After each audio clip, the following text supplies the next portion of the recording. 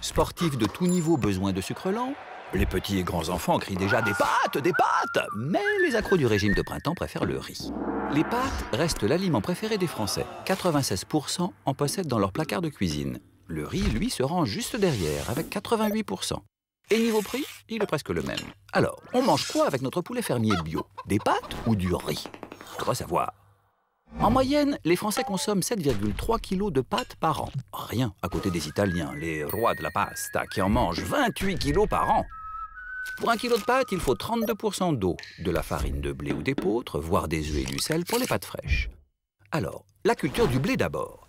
Elle nécessite l'utilisation d'herbicides et de fongicides, tandis que l'épeautre pousse naturellement sans besoin d'engrais. Côté fabrication industrielle, pour produire 750 kg de nouilles et autres spaghettis, 4 machines sont nécessaires. Elles consomment de 75 à 150 kW et de 40 à 160 litres d'eau par heure. Si l'on choisit des pâtes de marque française, on économise du transport. C'est toujours ça de gagner sur la pollution atmosphérique. Le riz maintenant, quand on y pense, c'est des images d'Asie qui nous traversent l'esprit. Eh bien, pas seulement. La riziculture existe encore sur le territoire français. Oui, à La Réunion, en Guyane, mais aussi en Camargue. À l'échelle mondiale, la production camarguaise paraît minime comparée à celle du monstre chinois, moins de 0,4% contre 33%. Reste que la culture du riz est l'une des plus polluantes. L'eau dans laquelle pousse le riz dégage du méthane. 15% des émissions globales de gaz à effet de serre. À peine moins que nos amis des vaches.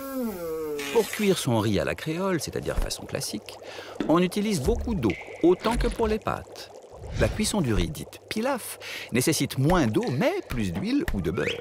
Quant à la cuisson au micro-ondes, on l'oublie, trop énergivore. On oublie aussi les sachets individuels en plastique. Trop d'emballage tue l'emballage. Petite astuce, on ne jette pas l'eau de cuisson.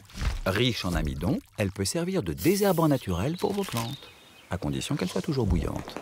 Mais non, on n'est pas radin, on est juste écolo. Au final, les pâtes devancent le riz d'un cheveu d'ange, pas plus. Et seulement à condition de privilégier les gros conditionnements, en vrac ou en paquet d'1 kg, et avec un emballage recyclable.